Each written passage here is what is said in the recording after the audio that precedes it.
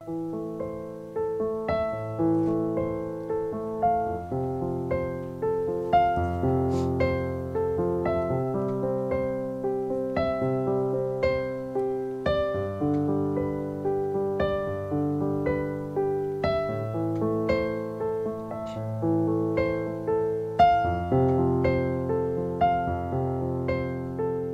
allons prendre notre Bible dans le livre de Josué au chapitre 14.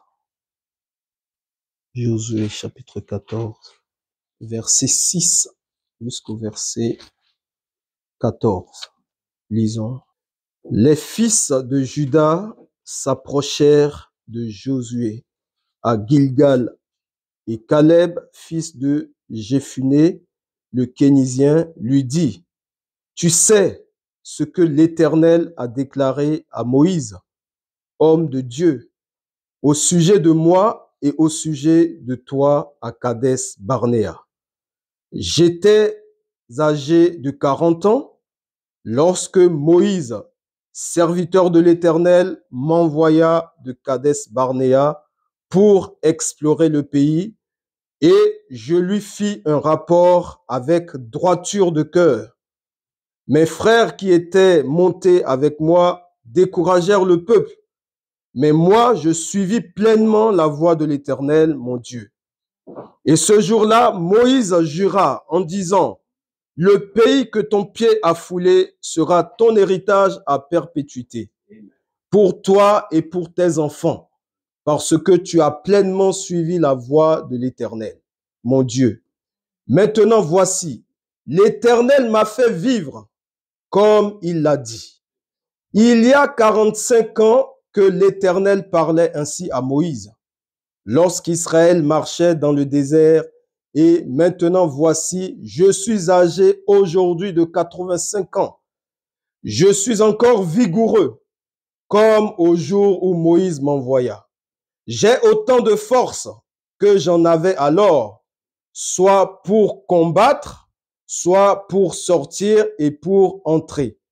Donne-moi donc cette montagne dont l'Éternel a parlé dans ce temps-là, car tu as appris alors qu'il s'y trouve des Anakim et qu'il y a des villes grandes et fortifiées.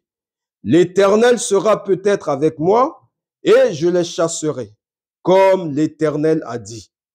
Josué bénit Caleb, fils de Jéphuné, et il lui donna Hébron pour héritage. C'est ainsi que Caleb, fils de Jéphuné, le Kénizien, a eu jusqu'à ce jour Hébron pour héritage, parce qu'il avait pleinement suivi la voie de l'Éternel, le Dieu d'Israël. Amen. Que le Seigneur ajoute la bénédiction à la lecture de sa parole. Vous pouvez vous asseoir. Amen. Que le nom du Seigneur soit béni. Et nous voulons voir un petit sujet que je vais intituler Caleb, le type du croyant d'aujourd'hui. Caleb, le type du croyant d'aujourd'hui. Et donc avant d'arriver sur le sujet, je vais revenir un peu sur ce qu'on a vu dimanche passé pour ajouter quelque chose. Et vers la fin, entre 5 et 10 minutes, parler sur Caleb, le type du croyant d'aujourd'hui. Je veux revenir en grande partie sur quelques aspects de ce qu'on a vu dimanche. Amen. Okay. Que Dieu vous bénisse. Alors, ok, dimanche, nous avons vu, on a parlé sur lève-toi, parcours le pays. Amen. En sachant que Dieu a donné la promesse et il a dit maintenant parcours le pays en longueur et en largeur. Amen. Tout est à toi. Il te donne le pays, il dit parcours-le, tout est à toi. Toutes les bénédictions qui sont dans le pays sont à toi. Amen. Le pays pour nous, c'est la parole. Le pays pour nous, c'est le message.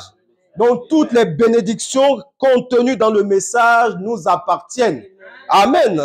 Donc, cela nous appartient. Et donc, il nous revient de combattre pour hériter chaque promesse. Dieu nous donne la promesse, il nous donne le pays, il nous dit de nous lever et de parcourir le pays en longueur et en largeur. Hein? De la Genèse à l'Apocalypse, de nager dans le pays. Toutes les promesses qui sont dans le pays nous appartiennent. Mais maintenant, Dieu ne vient pas et il nous remet tout dans nos mains. Il dit maintenant, il t'appartient de combattre pour hériter chaque pouce de terrain. Parce que le diable va vouloir t'empêcher d'hériter ta portion. Mais il t'appartient de combattre. Donc tu dois savoir que le pays est à toi. Une fois que tu sais que le pays est à toi, tu sais que je dois combattre pour hériter chaque pouce de terrain. Amen. Hein, le pays m'appartient. Mais il faut que je combatte. Amen. Pour hériter chaque promesse. Donc nous devons combattre. Et Frère Branham nous dit ici dans le message présumé, prêché le 8 avril 62, au paragraphe 18, il dit,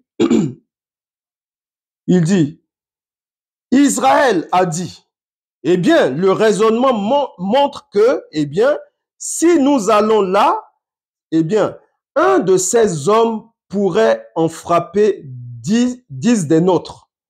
Et nous ne sommes pas une nation militaire. Nous ne sommes pas un peuple militaire. Nous avons des bâtons, des lances et des choses que nous avons ramassées, des butins. Personne d'entre nous n'est formé. Qu'allons-nous faire? Ça, Frère Branham dit ça, c'était le raisonnement.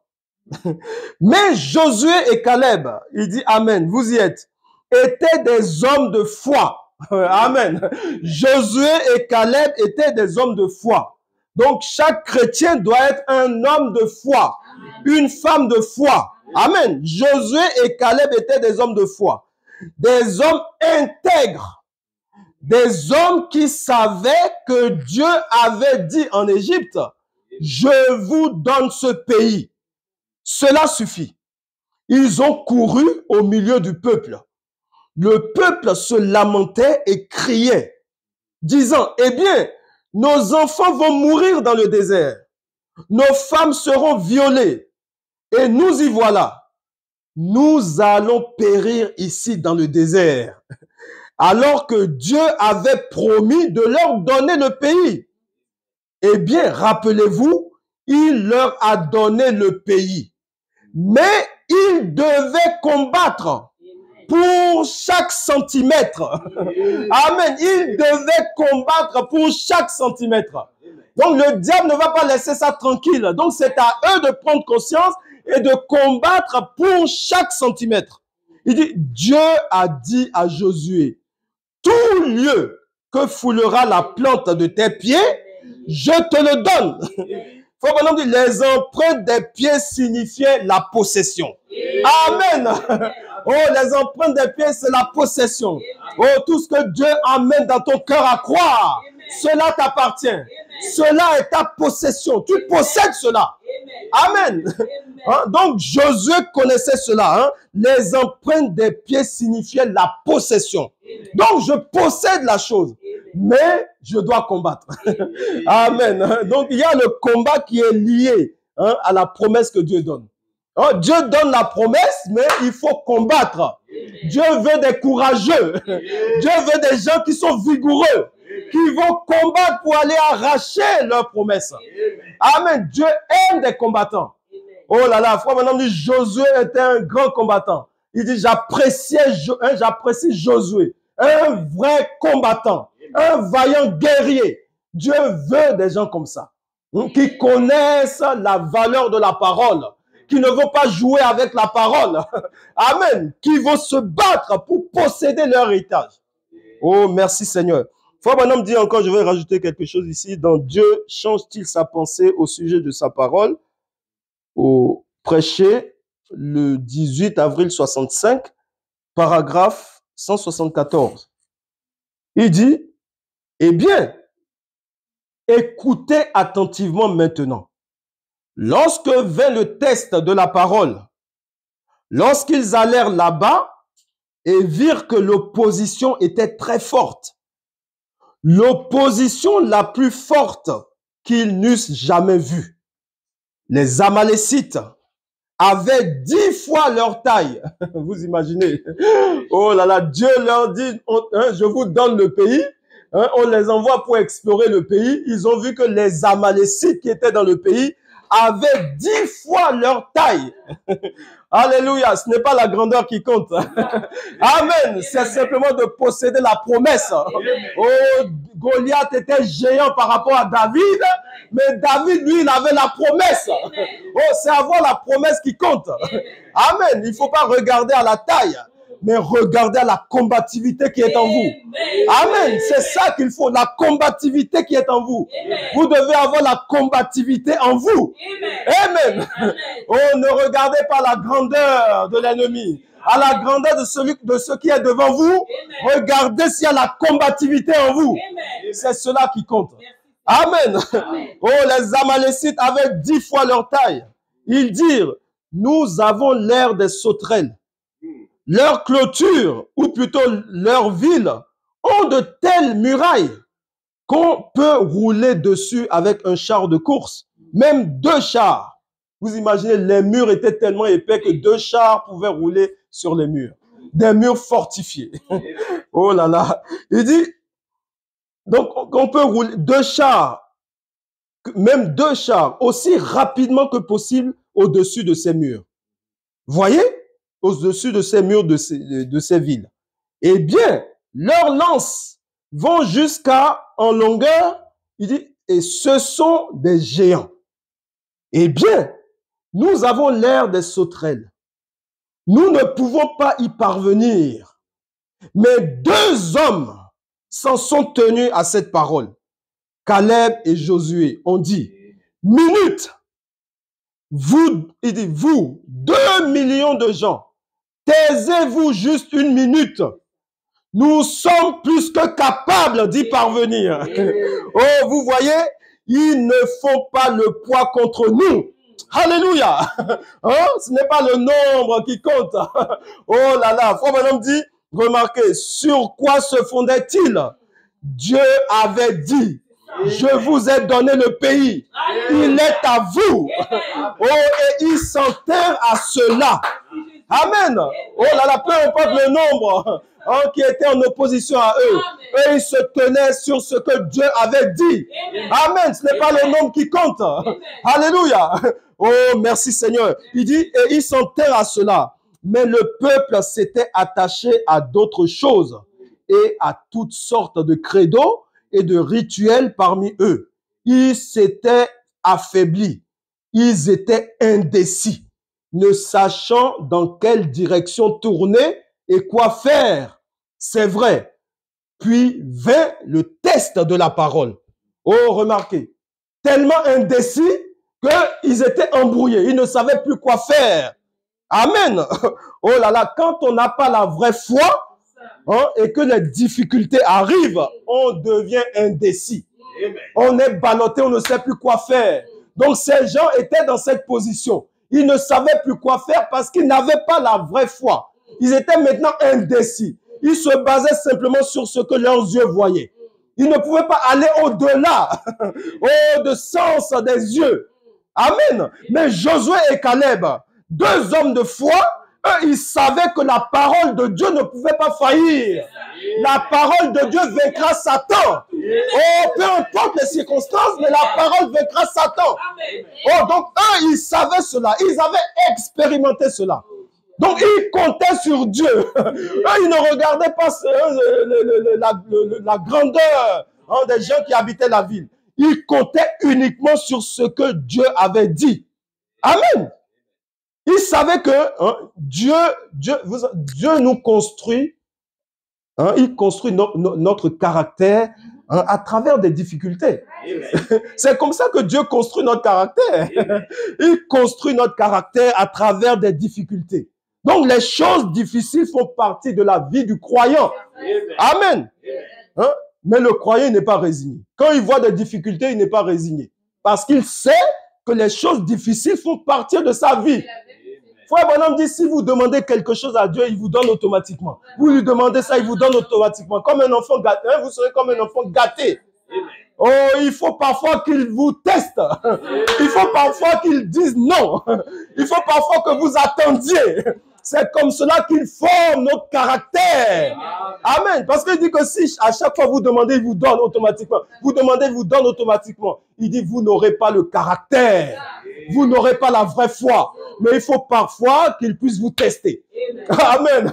Pour vous donner le caractère. Donc quand vous passez par des choses difficiles, là le caractère se forme. Amen. Et c'est comme cela que Josué et Caleb étaient.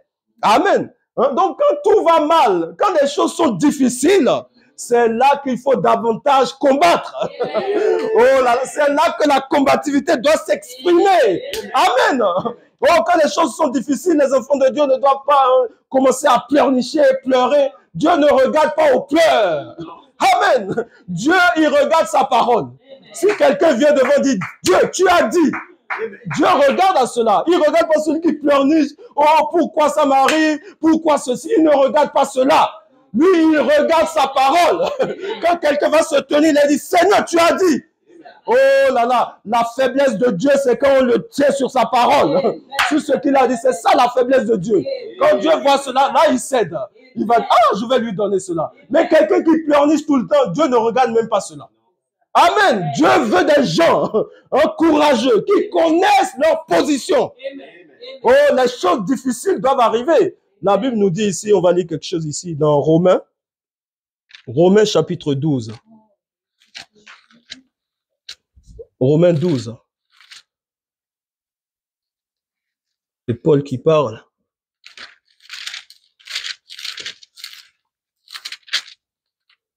Romains 12 au verset 12. Romains 12, verset 12. C'est Paul qui parle. Il dit, écoutez bien, Paul dit, il dit, réjouissez-vous en espérance. Soyez patients dans l'affliction. Alléluia. Donc l'affliction peut venir. Il dit, soyez patients dans l'affliction. Et il complète, persévérez dans la prière. Amen. Soyez patients dans l'affliction. Donc l'affliction peut atteindre les enfants de Dieu. Mais Paul dit, soyez patients dans l'affliction. Et persévérez dans la prière. Soyez patients, c'est-à-dire attendre l'accomplissement de la promesse de Dieu. Amen. Donc Dieu t'a donné une promesse. Il y a des afflictions. Sois patient dans l'affliction. Attendant l'accomplissement de la promesse de Dieu. Parce que la promesse de Dieu s'accomplira certainement. Amen. Dieu t'a donné une promesse ce matin. Attends-toi à Dieu. Amen. Sois patient. Amen. Attendant l'accomplissement de la promesse. Oh, c'est comme Siméon. Un jour, le Saint-Esprit lui a fait une promesse. Alléluia. Le Saint-Esprit a dit à Siméon, oh, tu ne mourras pas jusqu'à ce que tu aies vu le Messie d'Israël. Oh, Siméon avait la promesse du Saint-Esprit. Donc, Siméon marchait avec cette promesse-là. Bien qu'il était vieux, il était âgé, mais il savait qu'il ne pouvait pas mourir avant de voir le Messie. Donc, Siméon marchait avec cette promesse.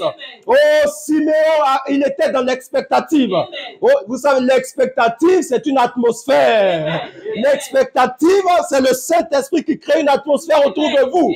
Donc, quand le Saint-Esprit a donné la promesse à Siméon, il a créé une atmosphère autour de Siméon. Donc, Siméon marchait dans cette atmosphère-là. Il était dans l'expectative.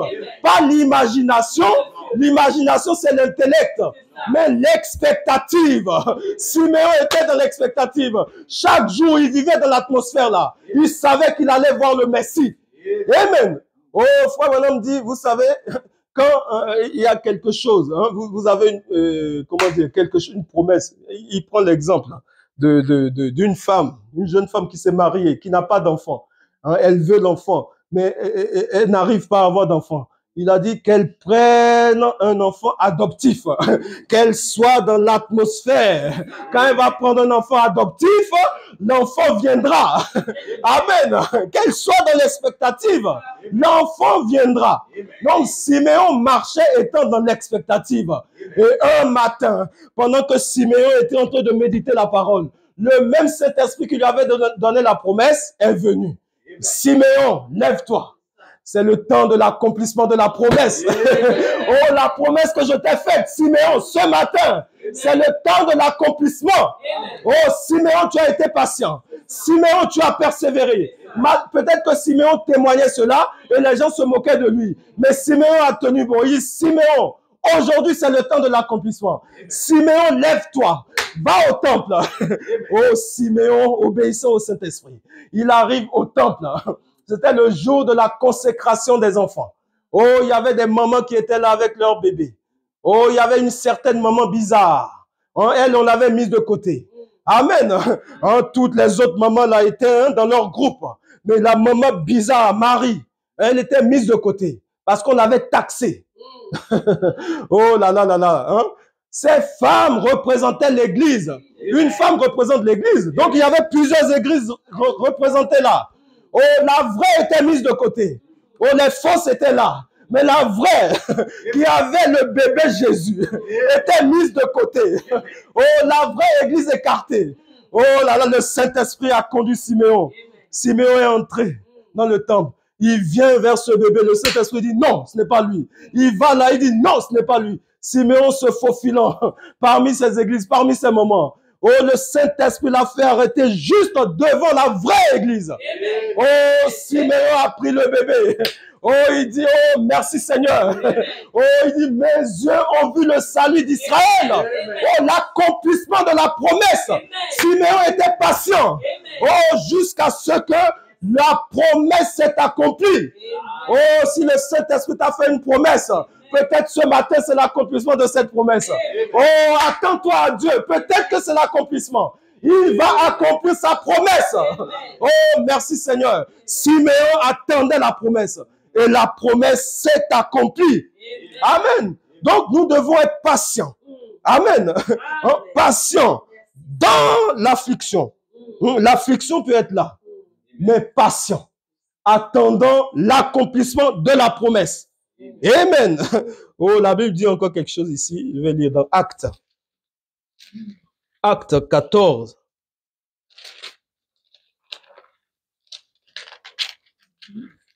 Acte 14. Je vais lire verset 19 au verset 22. Verset 19 au verset 22. Acte 14.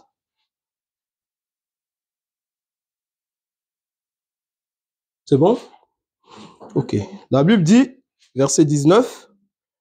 Alors survinrent d'Antioche et d'Icône des Juifs qui gagnèrent la foule et qui, après avoir lapidé Paul, le traînèrent hors de la ville, pensant qu'il était mort. Mais les disciples l'ayant entouré, il se leva et entra dans la ville. Le lendemain, il partit pour Derbe avec Barnabas. Quand ils eurent évangélisé cette ville et fait un certain nombre de disciples, ils retournèrent à Lystre, à Icône et à Antioche. Verset 22, il dit, fortifiant l'esprit des disciples, les exhortant à persévérer dans la foi et disant que c'est par beaucoup de tribulations qu'il nous faut entrer dans le royaume de Dieu. Amen. Comment entres-tu dans le royaume de Dieu? Avec beaucoup de tribulations. On ne rentre pas dans le royaume de Dieu sur un lit de rose. Avec beaucoup de tribulations. Il dit de persévérer.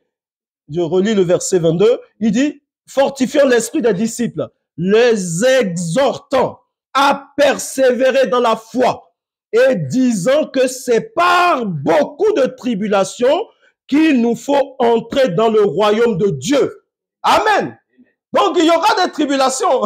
C'est pour ça que le chrétien, il doit être formé. Il est armé pour affronter des choses. Les choses ne vont pas aller d'une façon linéaire. Oh, il y aura quelquefois peut-être des montagnes, des courbes. C'est pas linéaire. Il y aura de l'opposition. C'est pour ça que le chrétien, il est armé pour affronter ces choses-là. Oh, il a un socle en lui. Oh, amen. Il a son ancre qui tient. Amen. Donc, il ne va pas vaciller parce qu'il y a des difficultés. Les difficultés, il y en aura. Par beaucoup de tribulations. Qu'on rentre dans le royaume de Dieu. Ah, ça c'est... Hein? On pense que je viens au Seigneur, tout va être sur des roulettes. Non, Frère Branham dit non, c'est un évangile trompeur ça. Amen. Il faut dire que c'est maintenant que les difficultés commencent. Oh, maintenant tu es engagé dans une armée. Tu dois combattre. Amen. Le combat t'attend maintenant. Et il faut exprimer, il faut qu'il y ait la combativité en nous. Amen. Il y a beaucoup de tribulations. Oh, mais peu importe ce qui peut arriver. Oh, c'est comme Paul disait dans Romains. Qu'est-ce qui peut me séparer de l'amour de Christ? Est-ce la tribulation? Malgré qu'il y a beaucoup de tribulations pour entrer dans le royaume. Est-ce la tribulation qui va me séparer de l'amour de Christ? Est-ce la famine? Est-ce des difficultés? Non, rien ne pourra me séparer de l'amour de Christ. Amen. Rien ne peut me séparer de son amour. Peu importe, même s'il m'envoie, je ne sais pas, sur un lit d'hôpital, je continuerai à l'aimer. Frère Branham dit, même s'il m'envoie en enfer, je continuerai à l'aimer. Amen. Vous devez être prêts à cela. Je vais l'aimer, peu importe. Même si si c'est de l'abondance, je continue à l'aimer. Si c'est la disette, je continue à l'aimer. Je dois l'aimer plus que tout. Les circonstances ne vont pas changer l'amour que j'ai pour Christ. Je dois continuer à l'aimer, à le servir. Amen. Oh, rien ne pourra me séparer de l'amour de Christ. Amen. Même s'il y a de l'opposition. Même s'il y a des choses difficiles. Oh là là, remarquez. Je vais prendre un exemple ici. Vous savez, quand Dieu avait dit à Josué qu'il allait lui donner Jéricho, Dieu avait parlé à Josué qu'il allait leur donner Jéricho. Remarquez, la Bible dit, Dieu avait parlé à Josué, mais la Bible dit que Jéricho était fermé, barricadé. Dieu dit, je vais vous donner Jéricho. La Bible dit, Jéricho était fermé, barricadé. Amen. Donc, naturellement parlant, Jéricho n'était pas prenable. Mais Dieu dit, je vais vous donner Jéricho. Oh, Josué, lui, il savait cela dans son cœur. Que Dieu a dit qu'il allait lui donner Jéricho. Jéricho barricadé. Oh, je peux imaginer les soldats. Parce que les soldats de Josué, leur armure n'était pas adaptée pour faire tomber Jéricho. Ils n'avaient pas d'armure appropriée. Donc, je pouvais les imaginer en train de se plaindre. Mais comment on peut faire pour prendre cette ville de Jéricho? Notre armure n'est pas adaptée. Oh là là, mais Josué, lui, il savait que Dieu avait... Peut-être que Josué ne pouvait pas leur expliquer. Josué, lui, il avait expérimenté cela. Dieu lui avait dit, je vais vous donner Jéricho. Donc, lui ne pouvait pas faiblir. Il savait qu'il allait obtenir Jéricho. Par quel moyen, je ne sais pas. Mais tout ce que je sais, Dieu l'a dit. Donc, Josué, lui, il marchait comme cela. Il était confiant. Oh là là. Et remarquez, la Bible dit que après cela, Josué, il rencontre un homme. Nous savons que c'était l'ange de l'Éternel. Il rencontre l'homme. Et quand il le rencontre, il sort son épée. Il dit, qui es-tu? Es-tu l'un des nôtres ou un ennemi? Oh là là, j'imagine que l'ange a dû aimer cela. Oh là, Josué, c'était un homme, un courageux. C'était un homme, un guerrier. Donc, il sort son épée, il ne se pose même pas de questions. Es-tu l'un des nôtres ou es-tu du camp adverse? Oh, l'ange était obligé de se présenter. Oh, il a décliné son identité. Je suis le général en chef de l'armée de l'Éternel. Oh là là, alors Josué s'inclina et dit maintenant donne des ordres. Oh, l'ange a donné des ordres maintenant à Josué. Comment faire pour hériter la ville de Jéricho? Oh, pour avoir Jéricho, comment faire? Lui donne le plan. Oh, Josué court vers le peuple.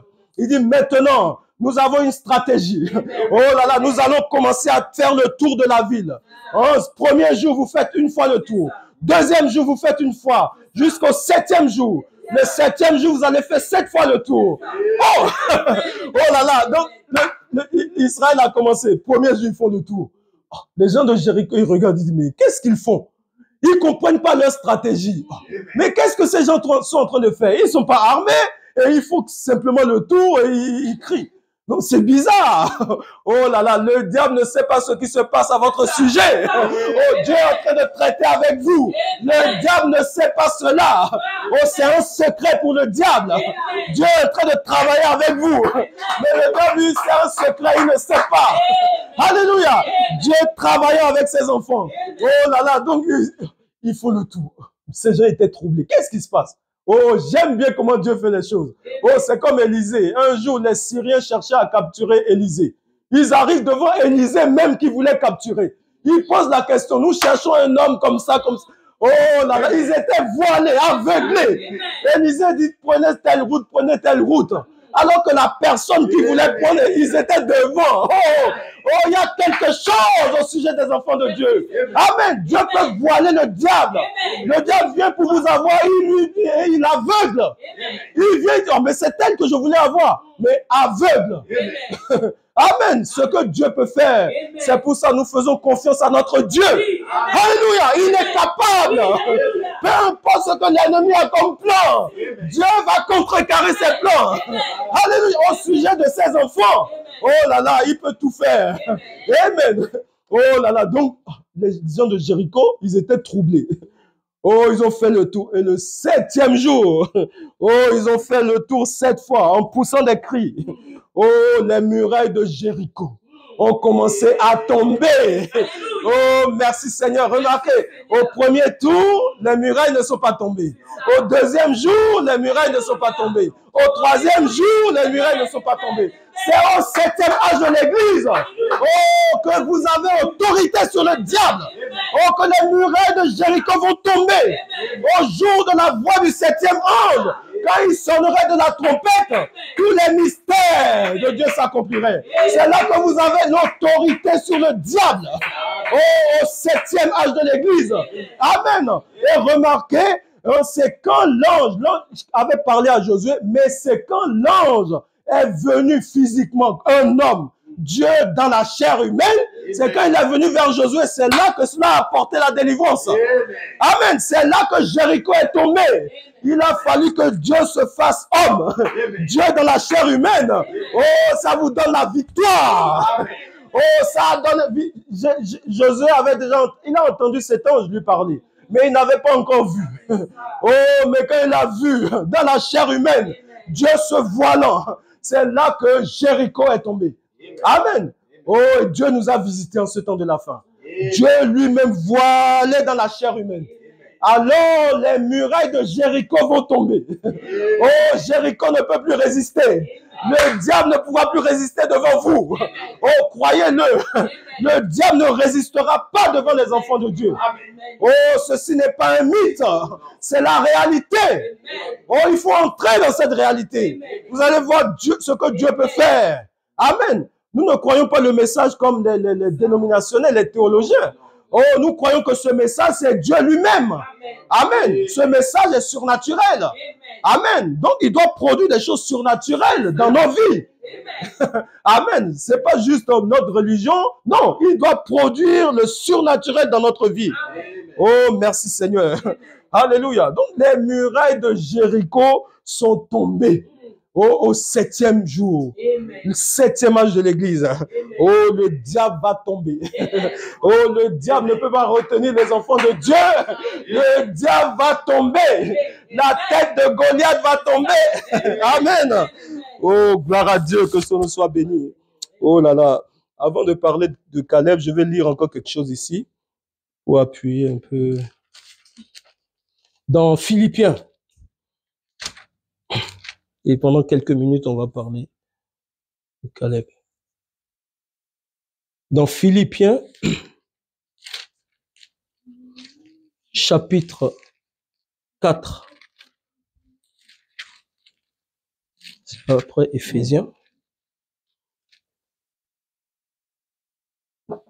Philippiens, chapitre 4.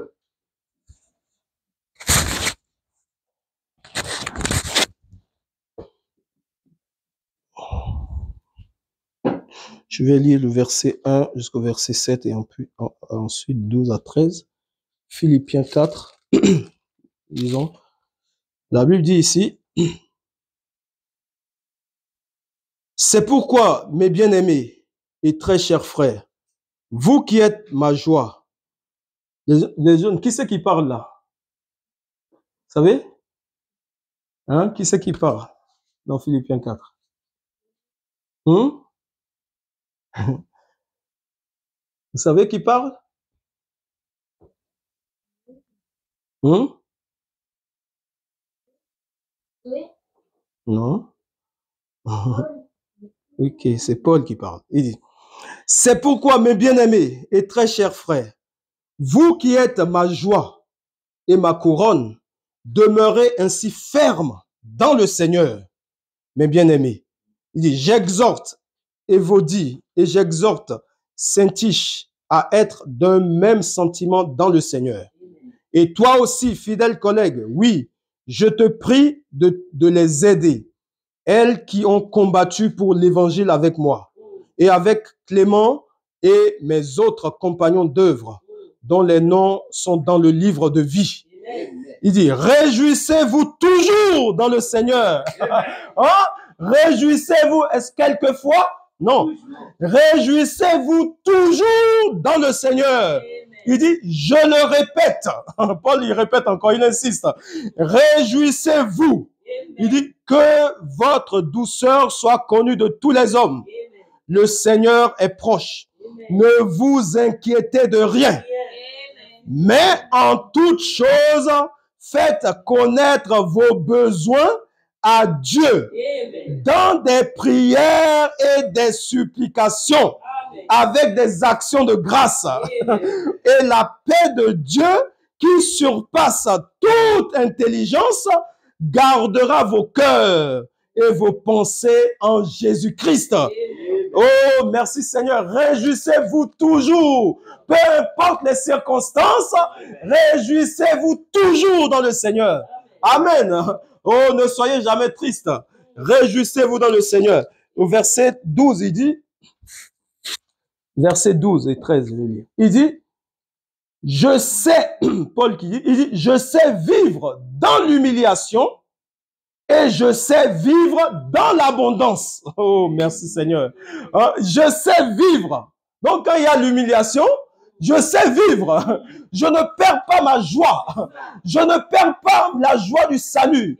Je sais vivre dans l'humiliation et je sais vivre dans l'abondance. En tout et partout, j'ai appris à être rassasié et à avoir faim. Oh là là, donc quand je suis rassasié, je suis la même personne. Quand j'ai faim, je suis aussi la même personne. Il dit à être dans l'abondance et à être dans la disette. Amen. Verset 13, il dit, je puis tout par celui qui me fortifie. Amen. Je puis tout. Amen. Je puis tout par celui qui me fortifie. Oh, que ça soit dans des mauvais temps, je puis tout par celui qui me fortifie. Amen. Vous pouvez tout. Donc, quand Paul parle là, identifiez-vous. Oh, il s'agit de toi et moi. Je puis tout par celui qui me fortifie. Oh, je peux y arriver. Amen. Je peux tout. Oh, si on dit que tu ne peux pas, dis je peux tout. Oh, merci Seigneur. Je peux tout par celui qui me fortifie. Oh, Jésus a dit tout est possible à celui qui croit. Tout. Je peux tout. Amen. Oh, donc quand tu veux faire quelque chose, on te dit, ah bon, je ne pense pas que tu puisses arriver. Oh là, dis, je peux tout par celui qui me fortifie. Pas par moi-même, mais par celui qui me fortifie. C'est qui? Le Seigneur Jésus-Christ. Oh, par lui, je puis tout. Amen. Donc, que ce soit dans des difficultés, que ce soit dans la joie, je puis tout par celui qui me fortifie. Oh, je peux y arriver. Oh, tu as un projet, on te dit, ah, peut-être que ça ne marche pas. Oh, dans ces endroits-là, ces choses-là ne fonctionnent pas. Je puis tout par celui qui me fortifie. Je vais y arriver. Oh, je vais marquer la différence. Amen. Je vais y arriver. Oh, je mettrai la différence entre ceux qui me servent et ceux qui ne me servent pas. Donc, je dois y arriver. Oh, les jeunes à l'école, vous avez un projet. Oh, on vous dit peut-être, ah, je ne pense pas que tu as les capacités. Je puis tout. Appuie-toi sur la parole. Je puis tout par celui qui me fortifie. C'est comme cela que tu vas y arriver. Oh, continue à t'imaginer. Si tu veux être un médecin, continue à t'imaginer médecin. Continue à faire un peu comme les médecins. Continue, intéresse-toi à cela. Tu vas y arriver. Je puis tout par celui qui me fortifie. Oh, sois dans l'expectative. Crée une atmosphère autour de toi. Oh, continue à marcher. Continue à le confesser. Dis-le. Répète-le jour après jour. Amen. Oh, vois-toi dans la chose. Oh, ce n'est pas un péché si tu t'imagines. Ah, vraiment, je suis un grand médecin. Ce n'est pas un péché. Vois-toi dans la chose. Oh, tu te projettes, tu te vois un médecin. Tu te vois un ingénieur. Ah, je vais être ingénieur. Tu te vois un ingénieur. Hein, tu marches avec ça. Tu te vois déjà. Amen. Quand tu fais cela, tu vas y arriver. Alléluia. Oh, ce n'est pas le témoignage des hommes qui va changer la chose. Oh, toi, tu as quelque chose en toi que tu veux réaliser. Le Saint-Esprit t'a mis quelque chose en toi. Sache que cela va arriver. Oh, commence à travailler. Commence à t'exercer. Hein, commence à marcher. Hein, dis, je possède telle chose. Je possède telle chose. Oh, tu vas à un endroit, tu mets tes pieds. Ah, je possède cet endroit. Oh, même s'il semble que ce n'est pas possible, je vais y arriver. Je crée cette atmosphère. Parce que le même Saint-Esprit qui donne la promesse, le même Saint-Esprit crée l'atmosphère. Et tu vis dans cette atmosphère-là. Amen, tu marches dedans. Alors la chose va arriver. Oh là là, un jour, Frère Branham a dit à Dr. Davis, oh, Dieu m'a appelé pour prier pour des rois. Hein, et il me donne des visions. Il dit, oh, toi, prier pour des rois. Avec ton instruction là, oublie ça. Oh là là, Frère Branham, il a continué. Il est parti, il a commencé à prier, il a rencontré l'ange qui lui a dit. L'ange est descendu pour lui parler. Oh là là, le docteur Davis disait, oh, tu ne peux pas y arriver. Mais Frère Branham, c'est Dieu qui lui avait dit cela. Oh, ce que docteur Davis pense, oh, cela n'empêchera pas Dieu d'accomplir sa promesse. Oh, Dieu a fini par accomplir sa promesse. Nous avons le plus grand de tous les prophètes. Oh, depuis Enoch jusqu'à nos jours. Mais si Frère Branham s'était contenté de ce que docteur Davis avait dit, vous voyez? Donc, vous faites confiance à ce que Dieu a dit. Je puis tout par celui qui me fortifie. Amen. Sauf si c'est quelque chose qui est contraire à la parole, alors là, non. Mais si c'est quelque chose qui est conforme, je puis tout. Oh là là, vous vous accrochez. Je puis tout par celui qui me fortifie. Et la chose finira par s'accomplir. Amen. C'est comme cela que nous devons marcher. Amen. C'est pour ça que nous nous voyons déjà dans une salle. Amen. Oh, ne regardez pas l'opposition. Voyez-vous déjà dans une salle en train d'adorer le Seigneur. Oh, ça finira par être là. Oh, amen. Amen. C'est comme cela qu'il faut marcher. Oh, il y aura peut-être, il y a des oppositions, mais voyez-vous, projetez-vous. Si vous vous projetez, vous allez voir. La chose finira par être là. Je puis tout par celui qui me fortifie. Amen. Donc le chrétien doit avoir ce témoignage. Je peux tout. Même quand il y a des difficultés, je peux tout par celui qui me fortifie.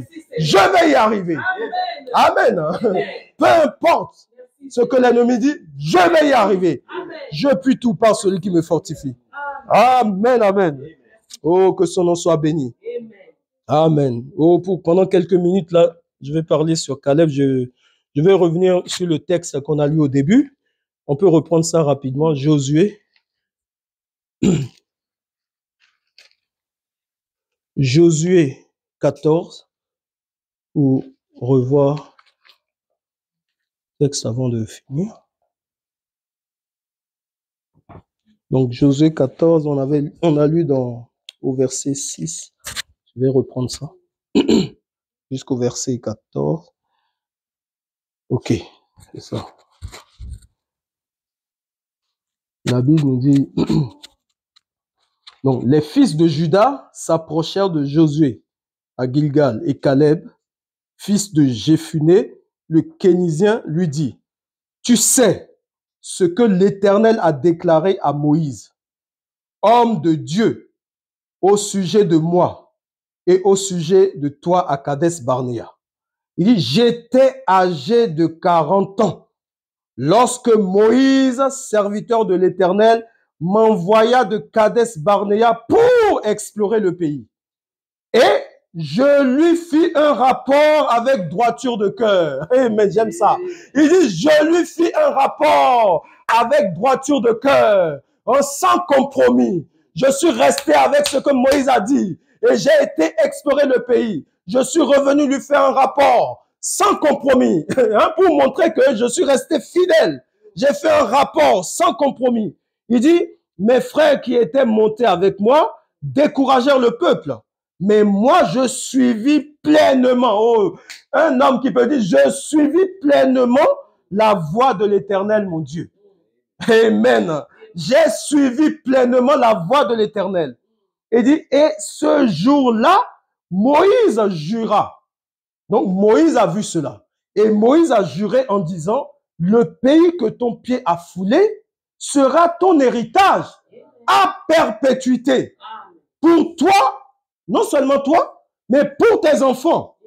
Parce que tu as pleinement suivi la voie de l'Éternel, mon Dieu. Oh, donc Moïse lui avait donné une promesse. Amen. Parce que Caleb était resté fidèle à la parole de Moïse. Il était resté fidèle à ce que Dieu avait dit à Moïse. Et Moïse, en retour, lui dit que je te donne. Il lui donne son héritage. Comment il dit? En disant, le pays que ton pied a foulé sera ton héritage. Il dit, maintenant, Caleb dit, maintenant, verset 10, voici l'Éternel m'a fait vivre, comme il l'a dit. Il y a 45 ans que l'Éternel parlait ainsi à Moïse, lorsqu'Israël marchait dans le désert. Et maintenant, voici, je suis âgé, aujourd'hui de 85 ans. Il dit, je suis encore vigoureux. Oh, comme au jour où Moïse m'envoya. Il dit, j'ai autant de force que j'en avais alors, soit pour combattre, soit pour sortir et pour entrer. Donc, Caleb n'avait jamais, remarquez, la promesse lui avait été donnée, il avait 40 ans. Et là, à 85 ans, donc il s'est passé 45 ans. Mais Caleb continuait toujours à croire dans la promesse. Il dit, je n'ai pas faibli. J'ai toujours tenu bon. Il dit, j'ai toujours la même foi. La même foi que j'avais il y a 45 ans, je l'ai encore. J'ai toujours la même vigueur. Je n'ai pas faibli dans la foi. Il rappelle tout cela à Josué. Il dit, rappelle-toi, il y a 45 ans, et j'ai tenu bon. J'ai la même foi. Maintenant, je veux ma portion. Oh, Caleb n'a jamais failli dans la foi. 45 ans que Dieu lui avait promis quelque chose. Mais il a tenu bon. Il dit, j'ai toujours la même vigueur. Je n'ai pas faibli. Amen. Foi Bonhomme dit quelque chose ici. Dans le message, la parole parlée et la semence originelle. Oh, j'aime cela. La parole parlée et la semence originelle. Du 18 mars 62 au paragraphe 422. Il dit, Amen. Il dit, maintenant, tenons-nous dans la position de Josué et Caleb. Il dit, maintenant, soyez attentifs. Ceci s'inscrira dans un contexte spirituel. Maintenant, il dit, tenons-nous dans la position de Josué et Caleb. Alors que nous voyons le pays promis qui commence à se profiler à l'horizon. Il dit, le moment est proche où il nous sera donné. Josué en hébreu signifie sauveur et il représente le conducteur promis. Dans d'autres messages, Frère Bonhomme dit, Josué représente le Saint-Esprit. Il dit, il représente le conducteur promis du temps de la fin qui doit emmener l'Église de l'autre côté. Caleb représente le vrai croyant. Oh, alléluia, vous êtes Caleb ce matin. Caleb représente le vrai croyant qui est resté avec Josué. Dieu avait fait naître Israël comme une vierge avec sa parole. Mais il voulait autre chose, ainsi de suite. Donc, il dit ici, Caleb représente le vrai croyant. Le vrai croyant d'aujourd'hui est identifié par Caleb. Donc, si vous voulez voir la position du vrai croyant, regardez la position qu'avait Caleb. Amen. Caleb avait une position, comme la Bible dit ici, il était resté ferme avec ce que Moïse disait. Caleb, il était parti avec les autres espions explorer le pays. Et il a dit, quand je suis revenu, j'ai fait le rapport avec droiture de cœur à Moïse. Oh, Caleb est resté 45 ans attendant la promesse. Il savait que Dieu ne peut pas mentir. Donc, il avait attendu la promesse. Il était patient. Amen. Oh là là, patient. Attendant la promesse pendant 45 ans. Et à l'âge de 85 ans, Caleb se lève. Il dit, il rappelle au Saint-Esprit Josué. Josué, c'est le Saint-Esprit. Frère Josué représente le Saint-Esprit. Donc, Caleb, le vrai croyant, il rappelle au Saint-Esprit. Il dit, rappelle-toi de ce que Moïse avait dit à mon sujet. Oh, amen. Dans la prière, rappelle-toi, quand vous allez dans la prière, dites, Saint-Esprit, rappelle-toi de ce que Moïse avait dit. Moïse, c'est William Branham. Qu'est-ce qu'il a dit à mon sujet? Alors, rappelle-toi de ce qu'il avait dit. Alors, donne-moi ma montagne. Oh là là, je veux ma portion ce matin. Oh, ce qui me revient, je dois l'avoir. Oh, Caleb dit, Josué, rappelle-toi. Oh, Saint-Esprit, rappelle-toi. Oh, de ton serviteur Moïse avait déclaré que j'ai un héritage. Mais aujourd'hui, où est cet héritage? Oh, donne-moi mon héritage. Oh, j'ai patienté. J'ai attendu. Oh, j'ai lutté. Mais aujourd'hui, je dois avoir mon héritage. Ce matin, il faut mon héritage. Oh, donne-moi ma portion. Oh, j'ai lutté. J'ai tenu bon. Maintenant, je veux ma portion. Oh là là, c'est comme cela que le vrai croyant doit faire. Et quand il va sur ses genoux, il ne va pas pleurer. Oh, qu'est-ce qui m'arrive? Non, Dieu ne l'écoute pas quand il fait ça. Dieu va l'écouter quand il va dire, oh, rappelle-toi de ce que Moïse avait dit. Oh, Moïse avait dit que je vais hériter, j'ai ma montagne, je vais hériter ce pays-là. Donc, rappelle-toi de ce que Moïse avait dit. Le temps est arrivé où je veux ma montagne. Je ne veux plus attendre. Oh, merci Seigneur. Donc, Caleb est parti. Il réclamait au Saint-Esprit la promesse que Moïse avait donnée. Oh là là. Vous remarquez dans la prière de Caleb, quand il parle à Josué, il cite Moïse. Oh, souviens-toi de ce que Moïse avait dit à mon sujet. Oh, le temps est venu. On est en train de distribuer les portions de chacun. Il dit, souviens-toi. Il avait promis que je vais hériter un territoire. Oh, maintenant, donne-moi ma montagne. Alléluia. Donc, c'est ce que le vrai croyant doit faire. Il doit aller vers le Saint-Esprit. Il doit réclamer ce que Dieu lui a promis. Je veux ma montagne. Tu dois me donner ma montagne. Oh, c'est ça le vrai croyant. Amen. Caleb, remarquez, il n'était pas fatigué par le poids de l'âge. Il dit, j'ai encore la même vigueur. Oh, la foi ne faiblit pas. Un vrai croyant, sa foi reste intacte.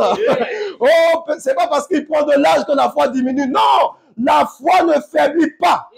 La foi doit rester intacte. Oh, il dit, je ne suis pas fatigué de combattre. J'ai toujours la même vigueur qu'il y a 45 ans. J'ai encore la même foi. J'ai encore la même détermination. J'ai encore le même courage. Maintenant, je veux ma portion. Oh, c'était un vrai croyant, un fervent de Moïse. Donc, dans ça, quand il rappelait les choses à Josué, il était en train de citer Moïse. Amen. Nous devons citer ce que Frère Branham a dit. Oh, Frère Branham a dit telle chose. Quand je vais sur mes genoux, n'ayez pas peur de citer. Il Saint-Esprit, Frère Branham a dit. Qu'en est-il de moi? Amen. Je veux ma portion. Oh, donne-moi ma montagne. Amen. Oh, je vais lire quelque chose ici avant de continuer. Frère Bonhomme dit dans Tenez-vous tranquille. Un message. Tenez-vous tranquille. Prêché le 18 mai 57. Paragraphe 18.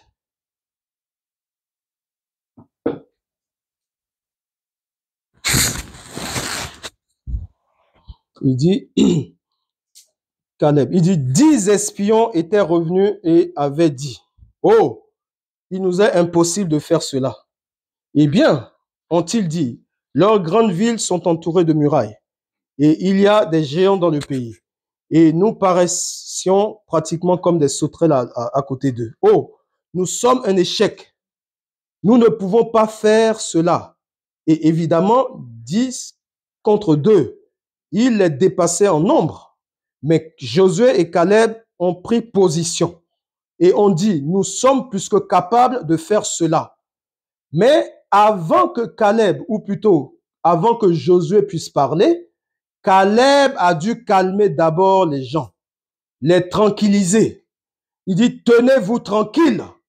Ne vous mettez pas à courir ça et là et à sauter à ceci et à cela. Eh bien, qu'est-ce qui rendait Caleb si sûr de cela alors que l'opposition était si forte? Ça dépend de ce que vous regardez. Caleb regardait la promesse de Dieu. Les 10 autres regardaient les circonstances. Si vous vous mettez à considérer la circonstance ou à regarder ce qu'il y a autour de vous, vous êtes sûr d'échouer. Mais vous ne devez jamais considérer ce qu'il y a autour de vous. Qu'arriverait-il si cet homme assis là à côté de son fils considérait l'opposition là, estropié dans ce fauteuil-là? Qu'arriverait-il si ce bel homme propre assis là au fond dans un fauteuil roulant considérait les circonstances? Qu'arriverait-il si cette femme assise dans ce fauteuil-là, penchée en arrière, considérait les circonstances? Qu'arriverait-il si cette pauvre femme aveugle qui s'appuie sur l'épaule de quelqu'un pensait aux circonstances? Le médecin a essayé, il a échoué. C'est un homme comme vous et moi. Et si vous considérez cela, alors vous serez un échec pour commencer avec ça. Mais le chrétien ne considère pas les circonstances. Amen. Le chrétien ne considère pas les circonstances. Il considère la parole et se tient tranquille. Dieu l'a dit, c'est réglé. Que serait-il arrivé si Abraham avait considéré les circonstances? Si le médecin examinait votre cœur, cela tue plus de gens que n'importe quoi d'autre. Si le médecin examinait votre cœur et disait, vous pourrez tomber n'importe quand. Vous avez un souffle au cœur. C'est vrai. Si c'est cela que vous considérez, alors vous êtes vaincu pour commencer. Il dit, considérez ce que Dieu a dit. Amen. C'est ça le vrai croyant. Il considère ce que Dieu a dit. Donc Caleb lui considérait ce que Dieu avait dit. Et c'était ça sa position. Il a toujours fonctionné comme cela. Et c'est là, maintenant, arrivé à 85 ans, il s'est dit, maintenant, il faut que j'ai ma montagne. Je dois hériter de ma promesse. Hein? Il me faut ma montagne. Oh là là, maintenant, il dit, j'ai observé tout ce que Moïse a dit avec droiture de cœur. Mais aujourd'hui, maintenant, je réclame ma montagne. Amen. Oh, vous pouvez dire au Seigneur, oh, j'ai observé ce message. Hein, je suis resté avec ce message. J'ai observé malgré mes hauts et mes bas, mais je suis resté quand même attaché à ce message. Maintenant, où est ma montagne, Seigneur? Oh, Seigneur, donne-moi ma portion. Je suis resté avec ce message. Oh, malgré les moqueries, malgré qu'on me critiquait ici, même dans ma famille, on me critiquait. On disait que je suis entré dans une secte. Mais Seigneur, je suis resté quand même attaché à ce message. Maintenant, donne-moi ma montagne. Amen. Oh, Dieu finira par honorer ta fidélité. Oh, un jour, il va honorer ta fidélité. Tu es resté fidèle. Comme Caleb, il est resté fidèle. Dieu a honoré. Amen. Dieu finira par honorer. Amen. Il va récompenser ta fidélité. Oh, malgré les moqueries, hein, mais je suis quand même resté fidèle. Oh, je veux ma montagne, Seigneur. Oh là là, c'est comme Élisée. Élisée suivait tout le temps Élie. Hein, il était attaché à Élie. Oh là là, il était derrière Élie. Les gens se moquaient d'Élisée. Hein, on lui dit, ah, as-tu appris que ton maître va être enlevé aujourd'hui? Hein, c'est en rigolant, en se moquant de lui qu'il disait ça. Il dit, taisez-vous, je le sais. Il va ici, on se moque encore de lui. Oh, mais Élisée avait ses regards fixés sur Élie. Oh là là, il est resté fidèle à Élie. Il a suivi Élie jusqu'à ce qu'ils ont traversé le Jourdain. Oh là là, il devait recevoir la double portion. Élie a dit, quand tu me verras partir, oh, ne regarde pas à gauche et à droite, mais regarde à la promesse. Oh, observe-moi. Et quand il a vu Élie être enlevé, le manteau est venu sur lui. Amen. Oh, Dieu a récompensé sa fidélité. Il a reçu la double portion. Et remarquez que Élisée devait faire le chemin inverse maintenant. Oh là là, le premier obstacle, c'était le Jourdain. Le Jourdain barrait la route à Élisée. Oh, Élisée n'a pas crié, oh, mais Élie est parti, que dois-je faire? Oh là là, Élisée a pris le manteau. Il a crié, où est le Dieu d'Élie? Oh, qui s'avance ce matin. Il a frappé le Jourdain. Amen. Oh, nous devons dire, où est le Dieu d'Élie? Oh, qui s'avance ce matin? Qu'il fasse la différence ce matin. Je mettrai la différence entre ceux qui me servent et ceux qui ne me servent pas. Oh, il doit faire la différence. Oh, où est le Dieu d'Élie? Je ne veux pas crier où est Élie, mais où est le Dieu d'Élie? Oh, qui s'avance ce matin, ce Dieu-là. Oh, je crois qu'il est ici parmi nous. Amen. Partout où ce message sera prêché, la même colonne de feu sera là. Oh, ce n'est pas pour être un spectateur, mais c'est pour passer en action. Il doit faire la différence. Oh, vous avez été fidèles. Oh, vous avez combattu. Vous vous êtes accrochés. Oh, maintenant, c'est le temps de la récompense. C'est le temps d'hériter sa montagne. C'est le temps de dire à Dieu, Seigneur, ce matin, je veux ma montagne. Oh, où est le Dieu d'Élie? Qu'il s'avance ce matin. Qu'il fasse la différence. Oh là là, je suis tenace ce matin. Oh, celui qui a la foi, il est tenace. Il n'abandonne pas. Je suis tenace ce matin. Oh, je veux ma portion ce matin. Oh là là, pour finir, c'est comme la femme syrophénicienne. Oh là là, cette femme, remarquée. Oh, son enfant était mourant. Oh là là, mais cette femme, qu'est-ce qu'elle a fait? Elle a vu Jésus. Oh, elle a vu Jésus passer. Elle a couru vers Jésus. Elle a commencé à crier. Oh, fils de David, aie pitié de moi. Oh, ma fille est cruellement tourmentée. Viens au secours, fils de David. Le Seigneur passait seulement. Il ne faisait même pas cas d'elle. Il entendait, mais il ne faisait même pas cas d'elle. Les disciples ont dit, mais elle crie trop, chasse-la. Oh là là. Le Seigneur ne faisait pas cas d'elle. Elle continuait à crier. Elle s'est dit, à un moment donné, il a dit, ah, il faut que je change d'appellation. Je l'appelle fils de David. Peut-être c'est pour ça. En elle-même, oh, les enfants de Dieu, il y a quelque chose. Vous êtes connectés au ciel. Alléluia. Vous êtes connectés à Dieu. Quelque chose lui a dit, change d'appellation. Appelle le Seigneur. Oh, et quand elle a dit, Seigneur, Jésus s'arrêta. Amen. Oh, peut-être ce matin, tu as besoin de lui. Dis, Seigneur, il va s'arrêter. Il ne va pas continuer la marche. Il va s'arrêter pour répondre à ton besoin. Amen. Appelle le Seigneur. Oh, quand un malheureux crie, l'Éternel entend.